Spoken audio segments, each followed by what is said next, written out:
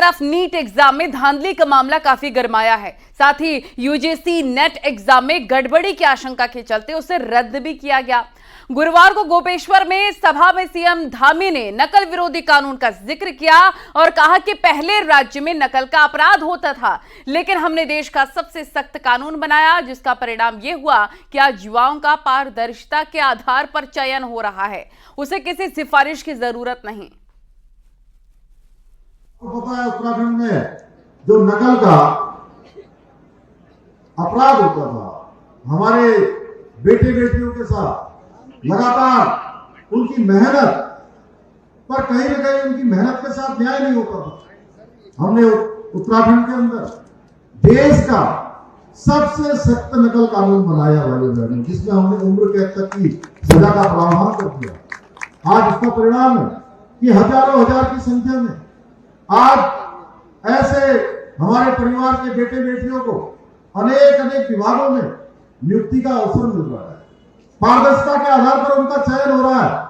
अब किसी को कोई सिफारिश लगाने की जरूरत नहीं पड़ती है।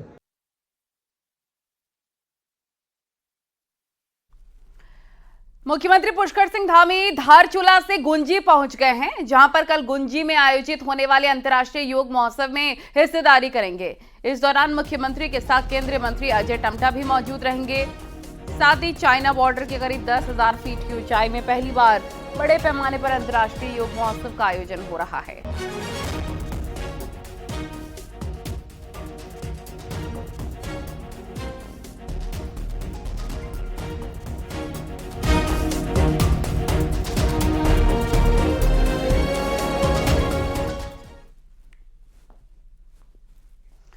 कांग्रेस नेता राहुल गांधी वायनाड सीट छोड़ेंगे और प्रियंका गांधी चुनाव लड़ेंगी उस सीट से। बीजेपी इसे कांग्रेस का परिवारवाद बता रखी है।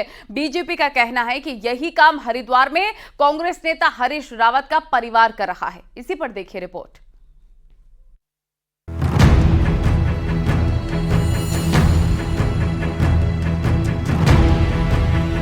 कांग्रेस नेता राहुल गांधी वायनाड सीट छोड़ेंगे और रायबरेली से सांसद बने रहेंगे, तो प्रियंका गांधी वायनाड चुनाव लड़ने जाएंगी। बीजेपी ने इसे कांग्रेस का परिवारवाद करार दिया है, तो इसी परिवारवाद को लेकर उत्तराखंड में पूर्व सीएम हरीश रावत भी निशाने पर है। साल 2017 में हरिद्वार ग्रामीण सीट से हरीश रावत को चुनाव हराने वाले स्वामी यतीश्वरानंद ने परिवारवाद पर बड़ा हमला किया है।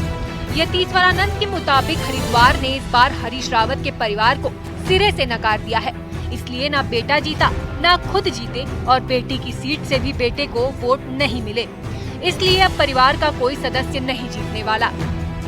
उनकी आदत में शुमार है बात, वो घूमेगा नहीं तो क्या करेगा, लेकिन मिलने वाला कुछ नहीं है। अब हरीश रावत कहीं से ना कोई उसके परिवार का मेंबर जीतने वाला है, ना कहीं लोग उनकी बातों से प्रभावित होने वाले हैं, क्योंकि जनता उनकी कथनी और करनी में जो अंतर है वो सब समझ चुकी है। बीजेपी हरिद्वार सीट में खुलकर परिवारवाद के आरोप लगा रही है, तो हरीश रावत के बेटे वीरेंद्र रावत फिर 5 साल बाद हरिद्वार से ताल ठोकने की बात कह चुके हैं। इसी हरिद्वार सीट से 2009 में खुद हरीश रावत सांसद बने। साल 2014 में पत्नी रेणुका रावत ने चुनाव लड़ा। साल 2017 में हरिद्वार ग्रामीण से हरीश रावत ने विधायक का चुनाव लड़ा। साल 2022 में बेटी अनुपमा रावत हरिद्वार ग्रामीण से विधायक बनी। साल 2024 में बेटे वीरेंद्र रावत ने सांसद का चुनाव लड़ा। कांग्रेस का तर्क है कि हरीश रावत ने उत्तराखंड की बात की और ये उनकी पहचान है, इसलिए परिवार को आगे राजनीति में बढ़ाना परिवारवाद नहीं है। देखिए, मैं लोकसभा का कैंडिडेट रहा हूं और पार्टी का मेरे से बहुत उम्मीद है, मुझे भी पार्टी से बहुत उम्मीद है और निश्चित तौर पर मैं एक सेवक के रूप में जो है पूरे 5 साल काम करूंगा और अगली बार जो है इस सीट को लोकसभा को जीतने का प्रयास करेंगे। देखिए, हरीश रावत जी जन संघर्षों के नेता हैं, उत्तराखंड गियत को समझने वाले नेता हैं, इस बात से कोई इनकार नहीं कर सकता। और उनके बच्चे भी, अगर उनका परिवार भी जो है उनके पद चिन्हों पर चल करके संघर्ष को अपना रहा है, जनता की सेवा कर रहा है, कांग्रेस पार्टी को मजबूत करने के लिए काम कर रहा है, तो इसमें बुराई क्या है? इससे भाजपा के पेट में दर्द नहीं होना चाहिए। बीजेपी गांधी परिवार के नाम पर अक्सर कांग्रेस को घेरती आई है और प्रियंका गांधी के वायनाड से चुनाव लड़ने की बात ने फिर आरोप को हवा दी है। तो इसी आरोप पर उत्तराखंड में बीजेपी ने कांग्रेस नेता हरीश रावत के परिवार को निशाने पर लिया है। दीपांकर भट्ट, न्यूज़ 18, देहरादून।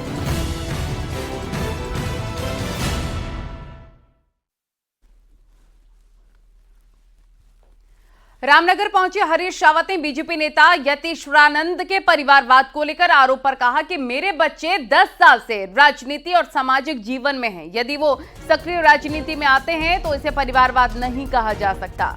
उन्होंने ये भी आरोप लगाया कि राजनाथ सिंह के बेटे चुनाव लड़ते हैं तो वो परिवारवाद है। उसी तरीके से राजनाथ जी के बेटे कहीं होते हैं, वहाँ से सीधे हाथ करके उनको भाजपा का टिकट पकड़ा दिया जाता है, वो जीत जाते हैं, या वसुंधरा जी के बेटे जीत जाते हैं। ये परिवारवाद है। जो व्यक्ति खुद राजनीति के अंदर है, सामाजिक क्षेत्र के अंदर है, मेरे बेटे या बेटी ने कोई ऐसा नहीं है जिसने 10 साल राजनीति को नहीं दिए हों या सामाजिक कामों को नहीं दिए हों।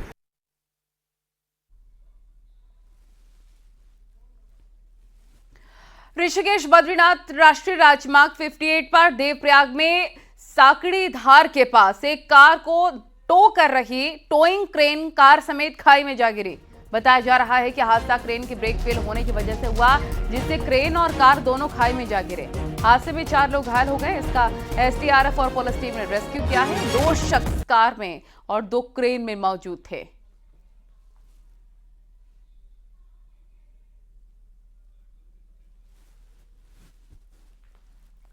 और अब आपको दिखाते हैं पहाड़ टॉप 10 न्यूज।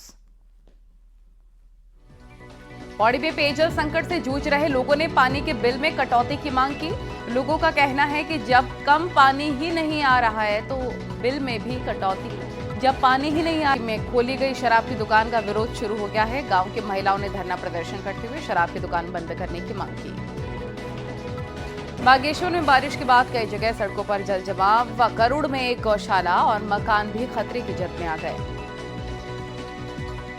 टिहरी के रौनसाल गांव में आई तेज आंधी से एक बार घर की छत उखड़ गई और घर के सभी लोगों ने भागकर अपनी जान बचाई। चक्राता के मौठी गांव में ग्रामीणों ने ग्राम प्रधान पर विकास कामों में भ्रष्टाचार का आरोप लगाया। इसकी शिकायत गांव के लोगों ने डीएम से की और जांच की मांग की। बागेश्वर में जिला पंचायत की बैठक में कई प्रस्ताव पास किए गए। साथ ही सभी क्षेत्रों के विकास के लिए धनराशि भी आवंटित की गई। रामनगर में लोगों ने बिजली ऑफिस में तालाबंदी की। बिजली विभाग के खिलाफ रोष जाहिर किया। अध्यात्म के बारे में पता नहीं था, लेकिन उसके बाद भारतीय योग पूरी दुनिया में तेजी से फैलने लगा। आश्रम में 140 गुंबद नुमा कुटिया और 84 छोटी छोटी ध्यान योग की कुटिया है।